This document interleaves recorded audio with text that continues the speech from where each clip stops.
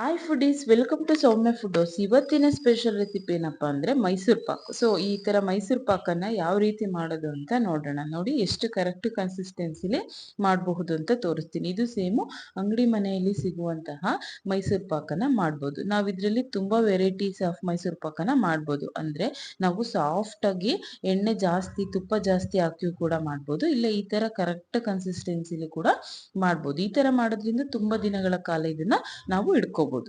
ಮೊದಲಿಗೆ ಗ್ಯಾಸ್ ಮೇಲೆ ಒಂದು ಬೌಲ್ ಇಟ್ಟು ಅದಕ್ಕೆ ಒಂದು ಬೌಲ್ ಅಷ್ಟು ತುಪ್ಪನ ಹಾಕಿ ಚೆನ್ನಾಗಿ ಕಾಯಿಸ್ಬೇಕು. ಅದಾದ್ಮೇಲೆ ಒಂದು ದೊಡ್ಡ ಬೌಲ್ ತಕೊಂಡು ಅದಕ್ಕೆ ಒಂದು ಕಪ್ ಬೌಲ್ ಅಷ್ಟು ಕಡಲೆ ಹಿಟ್ಟನ್ನ ಹಾಕಿ ಅದಕ್ಕೆ ನಾವು ಇವಾಗ ಏನು ಆಲ್ರೆಡಿ ಕರಗಿಸಿದ್ವಲ್ಲ ತುಪ್ಪನ, ಆ ಮಿಶ್ರಣನ ಹಾಕಿ ನೀಟಾಗಿ ಗಂಟಿಲ್ದೆ ಇರೋ ರೀತಿ ಮಿಕ್ಸ್ ಮಾಡಬೇಕು. ನಾವು ಎಷ್ಟು ಪ್ರಮಾಣದಲ್ಲಿ ತುಪ್ಪ ತಗೊಂತೀವೋ ಅಷ್ಟೇ ಪ್ರಮಾಣದಲ್ಲಿ ಕಡಲೆ ಹಿಟ್ಟು, ಅಷ್ಟೇ ಪ್ರಮಾಣದಲ್ಲಿ ಎಣ್ಣೆ, ಅಡಿಗೆ ಎಣ್ಣೆ ಮತ್ತೆ 1/4 ಬೌಲಷ್ಟು ಅದೇ ಪ್ರಮಾಣದಲ್ಲಿ ಸಕ್ಕರೆನ ತಗೋಬೇಕು. ಅವಾಗ ಕರೆಕ್ಟ್ ಪ್ರೊಸೀಜರ್ ಅಲ್ಲಿ ಕರೆಕ್ಟ್ ಅಳತೆಯಲ್ಲಿ ನಾವು ಮಾಡ್ಬೋದು.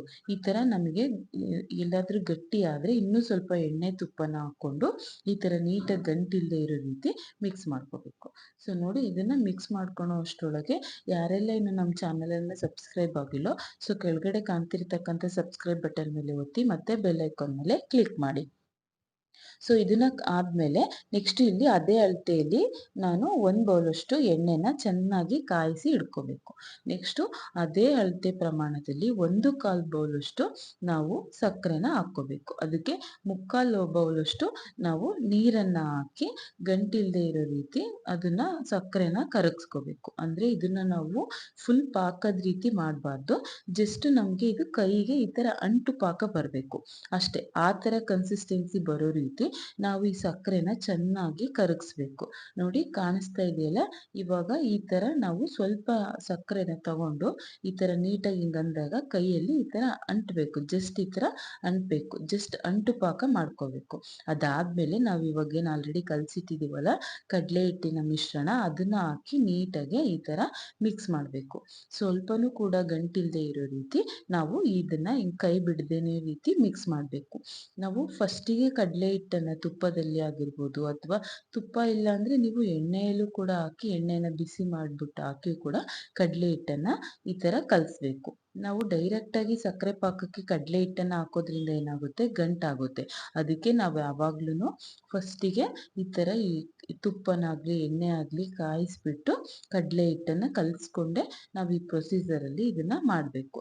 ಇವಾಗ ಏನು ಆಲ್ರೆಡಿ ಎಣ್ಣೆ ಬಿಸಿ ಮಾಡಿ ಇಟ್ಕೊಂಡಿದ್ವಲ್ಲ ಸ್ಟಾರ್ಟಿಂಗು, ಅದನ್ನ ನಾವು ಒಂದ್ 2-3 ಬ್ಯಾಚ್ ವೈಸು ಸ್ವಲ್ಪ ಸ್ವಲ್ಪ ಎಣ್ಣೆನ ಹಾಕ್ಬಿಟ್ಟು ಈ ತರ ನೀಟಾಗಿ ಮಿಕ್ಸ್ ಮಾಡಬೇಕು. ನೋಡಿ, ನೀವು ಸ್ವಲ್ಪ ಎಣ್ಣೆ ಹಾಕಿದ್ರು ಸಾಕು, ಅದು ಯಾವ ರೀತಿ ಬಬಲ್ಸ್ ಎಲ್ಲ ಬಂದು ನೀಟಾಗಿ ತಳ ಬಿಡೋ ರೀತಿ ಅದು ಬೇಯುತ್ತೆ ಅಂತ.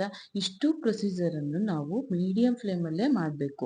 ಹೈ ಫ್ಲೇಮ್ ಅಲ್ಲಿ ಇಟ್ಕೊಂಡು ನಾವು ಮಾಡೋದ್ರಿಂದ ಏನಾಗುತ್ತೆಪ್ಪ ಅಂದ್ರೆ ತಳ ಸಿಯುತ್ತೆ, ಕಡಲೆ ಹಿಟ್ಟು ಕೂಡ ಬೇಗ ಸೀದೋಗುತ್ತೆ. ಸೊ ಅದಕ್ಕೆ ನಾವೇನ್ ಮಾಡ್ಬೇಕು, ನೋಡಿ ನಾವು ಅದಕ್ಕೆ ಎಷ್ಟೇ ಎಣ್ಣೆ ಹಾಕಿದ್ರು ಕೂಡ ಅದು ಅಷ್ಟು ಹೀರ್ಕೊಳ್ಳುತ್ತೆ. ಕಡಲೆ ಹಿಟ್ಟಿದೆಯಲ್ಲ, ಅದು ಅತಿ ಹೆಚ್ಚು ಎಣ್ಣೆ ಮತ್ತೆ ತುಪ್ಪದ ಅಂಶವನ್ನ ಹೀರ್ಕೊಳ್ಳುತ್ತೆ. ಸೊ ಅದಕ್ಕೆ ನಾವೇನ್ ಮಾಡ್ಬೇಕು, ಇವಾಗ ಸ್ವಲ್ಪ ಸ್ವಲ್ಪ ಹಾಕೊಂಡು ಈ ತರ ಕರೆಕ್ಟ್ ಕನ್ಸಿಸ್ಟೆನ್ಸಿ ಬರೋ ರೀತಿ ಇದನ್ನ ನಾವು ಮಿಕ್ಸ್ ಮಾಡ್ಕೊಂತ ಇರಬೇಕು. ಮೀಡಿಯಂ ಫ್ಲೇಮಲ್ಲಿ ಇದನ್ನ ಮಿಕ್ಸ್ ಮಾಡಬೇಕು.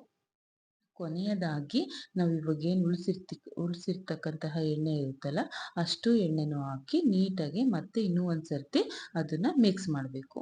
ಈ ತರ ನಾವು ಮನೆಯಲ್ಲೇ ಮಾಡೋದ್ರಿಂದ ನಮಗೆ ಹೆಲ್ತ್ಗೂ ಕೂಡ ಒಳ್ಳೆಯದು. ನಮಗೆ ಎಷ್ಟು ಪ್ರಮಾಣದಲ್ಲಿ ಸ್ವೀಟ್ ಬೇಕು ಅನ್ಸುತ್ತೋ ಅಷ್ಟು ಪ್ರಮಾಣದಲ್ಲಿ ಹಾಕೋಬಹುದು. ಸೊ ನೋಡಿ, ಈ ತರ ಕೈ ಬಿಡದೆ ಇರೋ ರೀತಿ ಮೀಡಿಯಂ ಫ್ಲೇಮಲ್ಲೇ ನಾವು ಇಷ್ಟು ಪ್ರೊಸೀಜರ್ ಅನ್ನ ಮಾಡಬೇಕು. ಸೊ ಈ ತರ ನೀಟಾಗಿ ಮಿಕ್ಸ್ ಮಾಡ್ತಾ ಇದ್ಮೇಲೆ ಇವಾಗ ನಾವು ಇದಕ್ಕೆ ಕೊನೆಯದಾಗಿ 1/4 ಟೇಬಲ್ ಸ್ಪೂನ್ ಅಷ್ಟು ಏಲಕ್ಕಿ ಪೌಡರ್ ಅನ್ನ ಹಾಕೋಬೇಕು. ಸೊ ನೋಡಿ, ಇಲ್ಲಿ ನಾನು ಕೊನೆಯದಾಗಿ 1/4 ಟೇಬಲ್ ಸ್ಪೂನ್ ಅಷ್ಟು ಏಲಕ್ಕಿ ಪೌಡರ್ ಅನ್ನ ಹಾಕಿ ಅದನ್ನು ಕೂಡ ನೀಟಾಗಿ ಮಿಕ್ಸ್ ಮಾಡಬೇಕು. ಸೊ ಇದಾದ್ಮೇಲೆ ಗ್ಯಾಸ್ ಅನ್ನ ಆಫ್ ಮಾಡಿಬಿಟ್ಟು ನಾವು ತುಪ್ಪ ಅಥವಾ ಎಣ್ಣೆ ಹೆಚ್ಚಿರ್ತಕ್ಕಂತಹ ಒಂದು ಪ್ಲೇಟಿಗೆ ನಾವು ಇವಾಗ ಏನ್ ಮಾಡಿಟ್ಕೊಂಡಿದೀವಲ್ಲ ಈ ಮಿಶ್ರಣನ ಹಾಕ್ಬೇಕು. ಸೊ ನೋಡಿ, ಈ ತರ ಈ ಮಿಶ್ರಣನ ಹಾಕ್ಬಿಟ್ಟು ನಾವು ಜಸ್ಟ್ ಒಂದ್ 2 ನಿಮಿಷ ಬಿಟ್ಟ ಮೇಲೆ ಇದನ್ನ ನಾವು ಕಟ್ ಮಾಡಬೇಕು. ತುಂಬಾ ಗಟ್ಟಿ ಆದ್ಮೇಲೆ ಇದನ್ನ ಕಟ್ ಮಾಡೋದಕ್ಕೆ ಬರಲ್ಲ. ಜಸ್ಟ್ ಇದು ಸ್ವಲ್ಪ ತಣ್ಣಗಾಗ್ಬೇಕು, ಒಂದ್ 2 ನಿಮಿಷದೊಳಗೆ ಇದು ತಣ್ಣಗಾಗುತ್ತಲ್ಲ. ಸೊ ಅದಾದ್ಮೇಲೆ ಈ ತರ ನೀಟಾಗಿ ಹಿಂಗೆ ಮಾಡಿಬಿಟ್ಟು ಒಂದು ಚಾಕು ಸಹಾಯದಿಂದ ನಮಗೆ ಯಾವ ಶೇಪ್ ಬೇಕೋ ಆ ಶೇಪಲ್ಲಿ ಸ್ಕ್ವಯರ್ ಆಗಿರ್ಬೋದು ಅಥವಾ ಡೈಮಂಡ್ ಶೇಪಲ್ಲಿ ಆಗಿರ್ಬೋದು, ನಮಗೆ ಯಾವ ಶೇಪ್ ಬೇಕು ಅನಿಸುತ್ತೋ ಆ ಶೇಪಲ್ಲಿ ಕಟ್ ಮಾಡಿ ಸರ್ವ್ ಮಾಡಿದರೆ ನೋಡಿ ಎಷ್ಟು ಈಸಿ ಆದಂತಹ ಹೆಲ್ತಿ ಆಗಿರುವಂತಹ ಟೇಸ್ಟಿ ಆದಂತಹ ಮನೆಯಲ್ಲೇ ನಾವು ಮೈಸೂರು ಪಾಕನ ಮಾಡಬಹುದು ಅಂತ. ಸೊ ನೋಡಿದ್ರಲ್ಲ, ನೀವು ಕೂಡ ಈ ರೆಸಿಪಿನ ನಿಮ್ಮ ಮನೆಯಲ್ಲಿ ಟ್ರೈ ಮಾಡಿ.